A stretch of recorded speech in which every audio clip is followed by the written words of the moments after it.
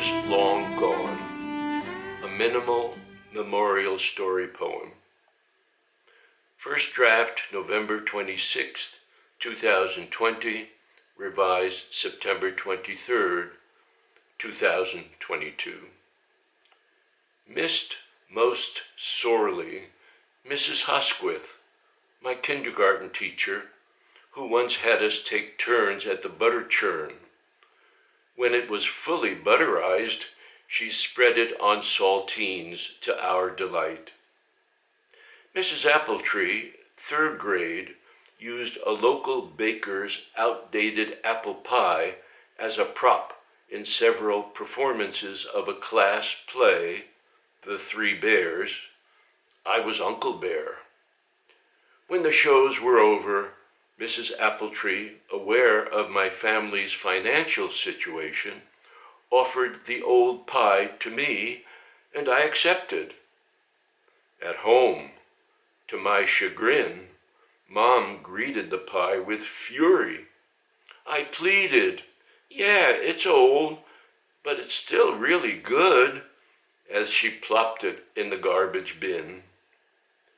Mrs. Slobodkin, our fifth grade teacher, had a Slavic accent.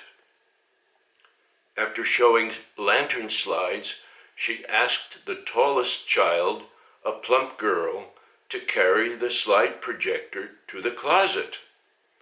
We winced when Mrs. S. screamed, "You fat pig," as the child carrier thrust the overheated projector into teacher's hands. The next day, we cowered under our desks as Mrs. S. threw chalk and erasers at us. We never saw her again. She was very troubled, we learned, because she was a refugee from Europe where World War II was raging. Because my trickster memory loves to obfuscate, I recall Mrs. Morabito was either my junior high school Spanish teacher or my Hebrew school teacher, who, with right forefinger close to my face, scolded, "Yelled Goldberg, boy Goldberg.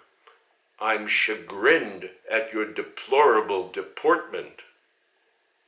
Our junior high school's principal was Miss Goodhart, a name that belied her witch-like demeanor. Conversely, our 8th grade typesetting class teacher's name, Fontana, refers to type style. Many years later, a Mrs. Fontana came to my office for a hearing test. When asked, she confirmed her husband was my teacher. I revealed I'd envied his leather wrist strap. When she returned, she brought a gift for me from her husband. No, not a wrist strap, but a copy of his masterful reproduction of the Gutenberg Bible. Asa Berlin taught 9th grade radio English. He had us write and faux broadcast a radio play we wrote.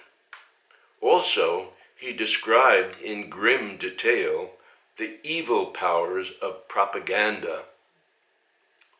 4 decades later, the young son he'd often brag about had become a luminary audiologist colleague whose workshop I attended in New Orleans. He gratefully listened to my fond memories of his dad. An equally fond memory was of the hospital cafeteria's exquisitely flavorful Creole gumbo. Mrs. Blackman, arrestingly beautiful, taught Speech 101 at Brooklyn College. She urged me to major in speech and attend her clinic to improve my speech. I'm grateful to have done both. Because in my senior year I failed abnormal psych, I was drafted. Luckily, my military service entitled me to 3 college credits and a stipend while I pursued a master's degree. At a breakfast table in a Chicago hotel during a speech and hearing convention, Professor John Black, who was seated there, asked me about my professional status. Having finished describing my master's thesis, I was shocked and flattered that he offered me a doctoral scholarship at Ohio State University. After I paid a local psychologist to measure my IQ, he said I was intelligent enough, I accepted Dr. Black's offer. 3 years later, I graduated with a PhD. Unforgettable was Dr. Black's duck-quack laugh. As we, his students, viewed him as our mentor supreme, we began to guffaw like he did. After Dr. B retired, we became pen pals. He loved to send me the names and numbers of saplings he'd planted on his vast property in Indiana.